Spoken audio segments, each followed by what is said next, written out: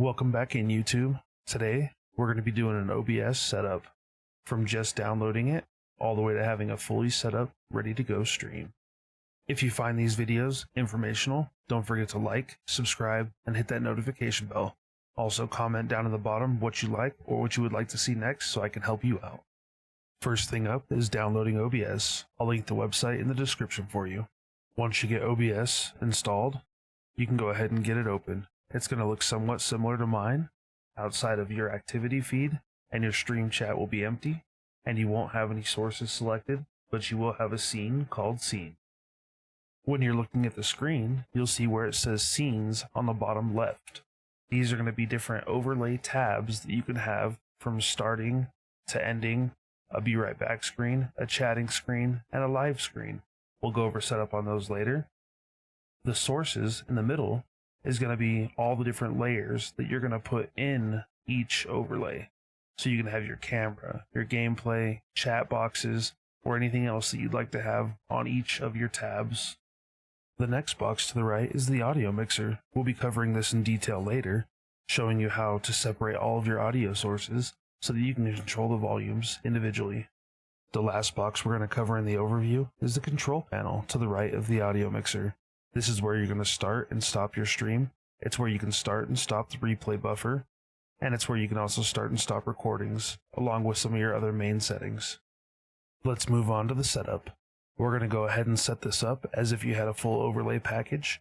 If you don't have one, you can go ahead and check my man Captain out over at to.dope.entertainment. I'll put his information in the description.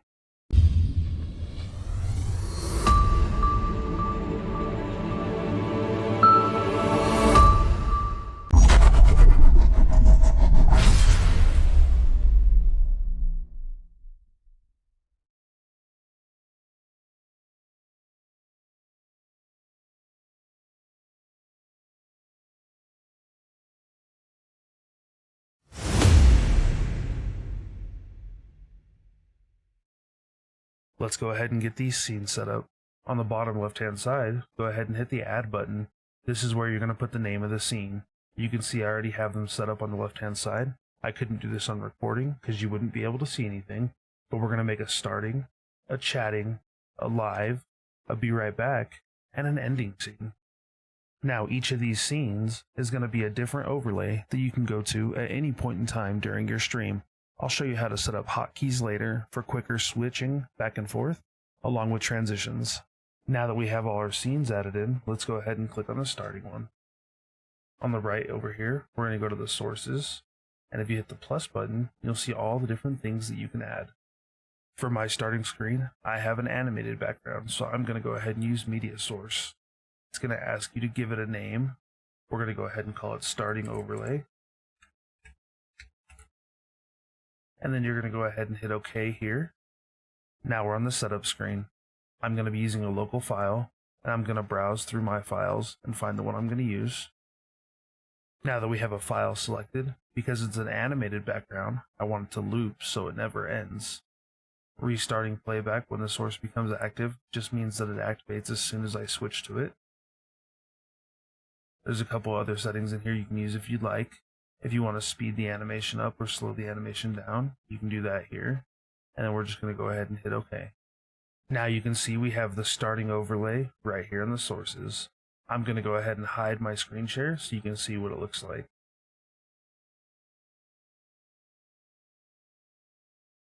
As far as the starting scene is concerned, that's all we need. Let's go ahead and move to our chatting screen. And now we're going to go ahead and repeat the same process here. I'm going to hit the plus. Because I have an animated overlay, I'm going to go to Media Source. I'm going to call it my chatting overlay. And then I'm going to go ahead and go to local file. I'm going to browse for my file here. Now that we have our file selected, we're going to go ahead and make it loop again because it is animated. I want it to restart when it becomes active so that it's always running. And then once again, you can change your speed here if you want to speed it up or slow it down. Go ahead and hit OK. And now we can see we have the animated chatting overlay in place right here. I'm going to go ahead and hide my screen share so you can see what it looks like.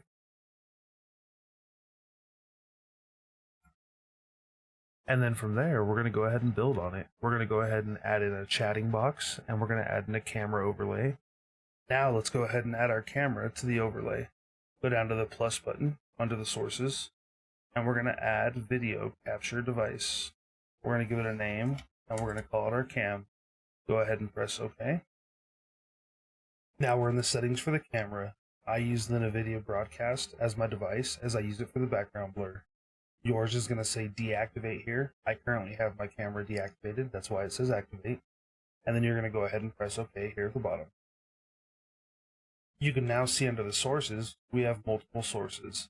The chat overlay is at the bottom, the camera's on top, and then my screen share is above that. Whatever's on the top is going to be in the front, and whatever's on the bottom is going to be in the back. Now that I've got my camera resized, you can see it right here. There's a red box that outlines it. That allows you to resize the camera, like so. You can also hold down the Alt key and click on one of the side boxes, and see how the line turns green. You can actually cut off a portion of the video, so now you can't see when my arm is outside the box. If I open it back up full size, now you can see my arm further outside the box.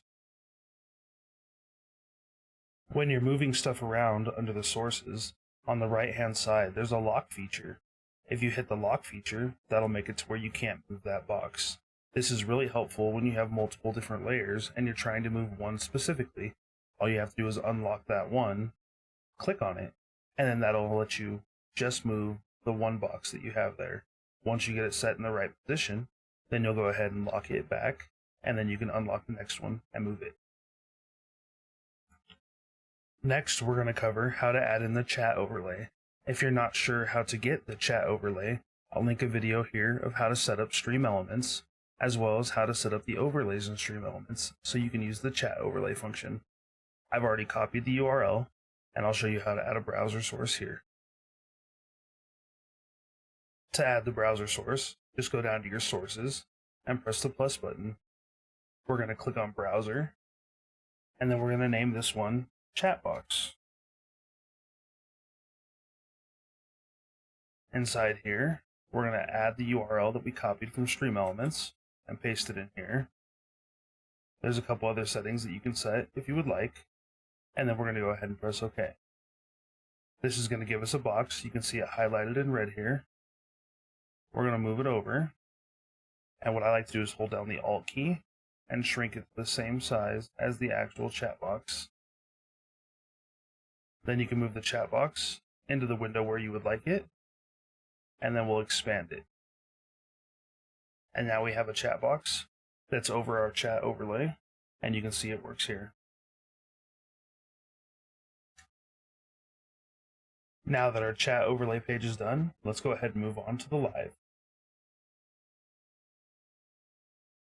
When it comes to the live scene setup, there's a few ways that you can do it. The easiest way is to go into your sources, press the plus button, and then we're going to go up to display capture. Once you're in the display capture, I just leave it as automatic, and then you're going to select the display that you want it to capture, and then go ahead and press OK. This is going to capture anything that you have on that screen at any point in time.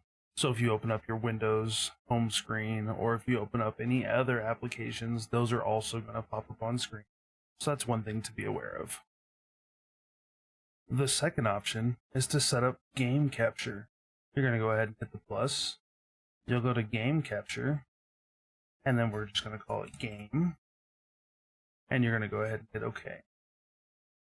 Inside the settings, you can make it to where it captures any full screen application, or the one I like to use is a specific window. When you click on this, it's going to give you an extra option. From there, you'll actually be able to select the exact window that you want it to open. When you set it up in this fashion of selecting each window individually, it does take a little bit longer, and you have to select each game that you play separately. But it allows you to be able to open up your home screen or your Windows screen or go back to your main desktop, and nobody on stream is able to see that stuff. Now, if you're setting it up as a one window capture where it captures any full screen, you can just label it game as I did, and that's not a problem. If you're going to set it up for each specific window, you're going to want to call each game capture whatever it is. So if you play Rocket League, you're going to have a game capture for Rocket League. If you play Call of Duty, you're going to have a game capture for Call of Duty. And you'll want to layer those in here so that they're all there. Next up is going to be to put our camera overlay back on our live screen. You're going to go ahead and hit the plus button, and we're going to go back to Video Capture Device. But since we already have it done on our chatting screen, we can go ahead and hit Add from Existing, and then we can press Camera and go ahead and press OK. That's going to take the already existing camera that we had in our chatting screen, and it's going to allow you to populate it into the live screen. You can readjust it to any size you'd like, and you can put it in any location on the screen you would like, whatever's going to look best for your game. This is also a screen where you might like to put your logo. You can go ahead and hit the plus button. If your logo is just a picture, you would select Image and select the file path and find the picture there. Mine's animated, so I'll click Media Source. Then you're going to go ahead and give it a name.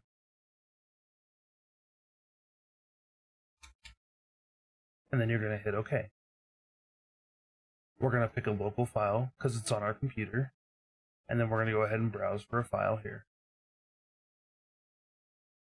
Now that I have the file selected, I'm going to go ahead and put it on loop because it's animated. I want it to restart when the source becomes active. That way it continuously runs. And then I can also speed it up and slow it down here just like previously. Go ahead and press OK. And it's going to put the logo on the screen. I'm going to go ahead and shrink it down using the red box around the outside of it. And I'll drop it right where I want it to be for stream. Remember, once you get your logo in position, to hit the lock button on the right side of the sources so that you don't move it again by accident.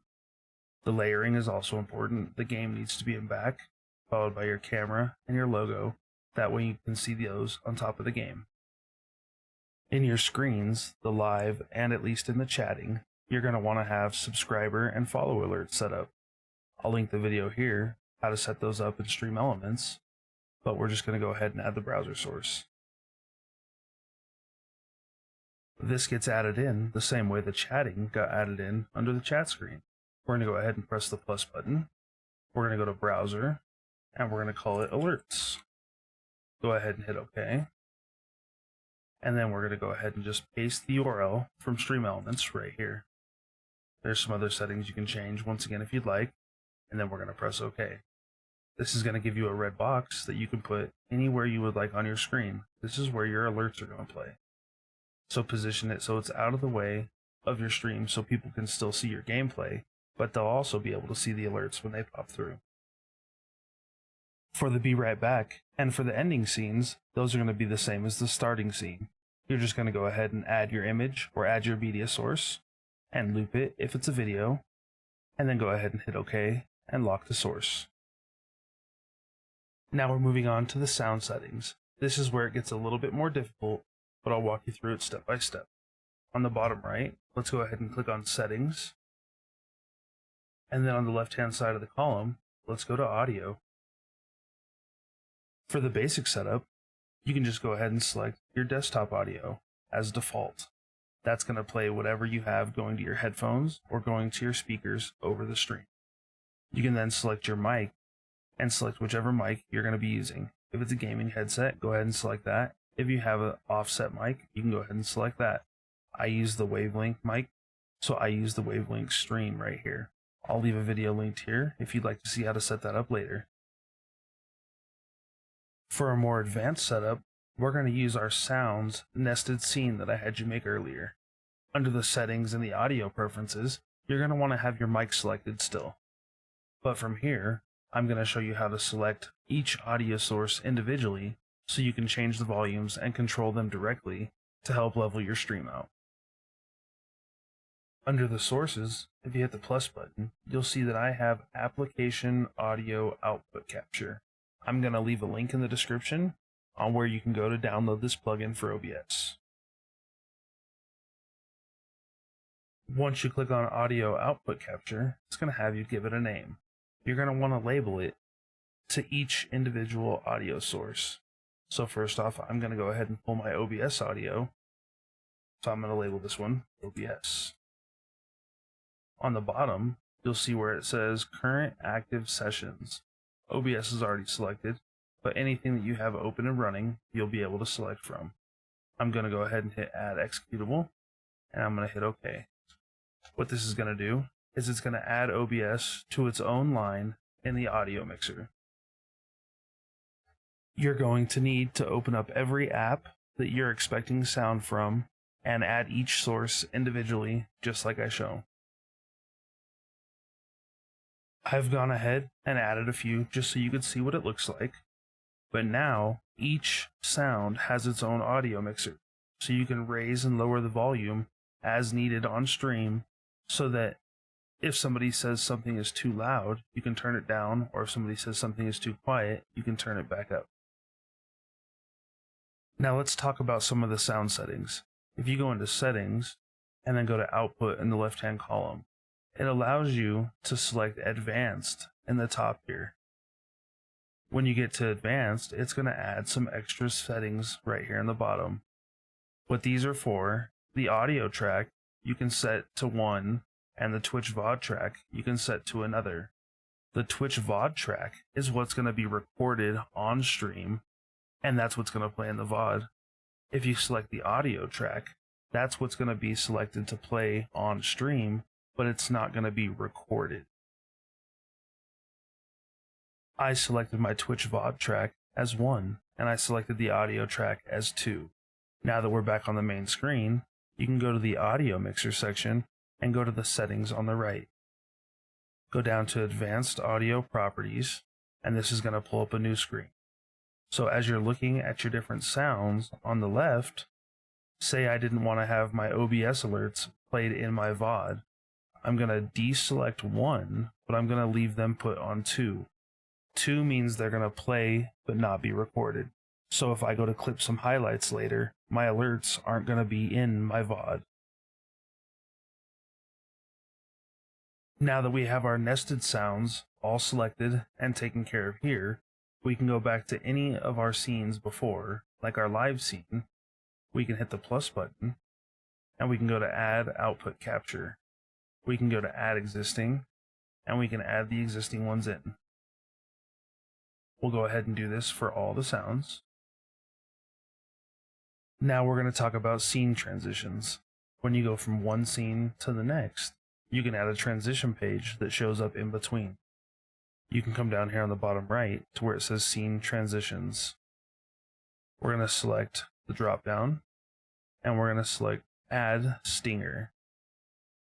We're going to call it our transition, and hit OK. This is going to allow us to grab a video file of our choosing. After you've selected your video, there's some more settings in the bottom we can change down here.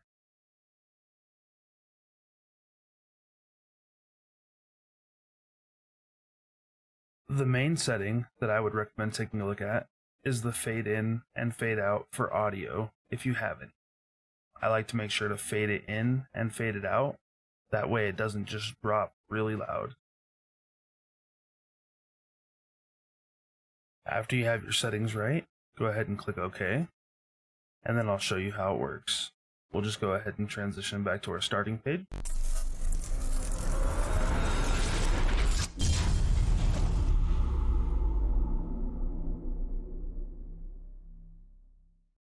And you see how the transition took place there. Now we're going to talk about the hotkeys. You can use hotkeys for transitioning between screens, starting and stopping your stream, and a lot of other things. If you go to the settings in the bottom right, and then go to hotkeys, you'll be able to see where you can set them up. If you scroll down, you can see where they are for page to page. Here's our Be Right Back screen, our chatting screen, ending, live, sounds, and starting. When you want to go ahead and set these up, we'll just go ahead and set up the live scene so you can see how it's done. You're just going to click, and then you're going to put whatever letter it is or whatever number you want to be able to use it. So if you don't use your number pad across the top, you can just press 1. If you want it to be something different, Control 1, or you can do Alt 1. The Hotkeys option is a very good option in case you don't have a Stream Deck. It gives you a fast way to change between screens and be able to navigate through different settings like muting and unmuting or starting and stopping the stream without having to go to OBS and actually click on anything.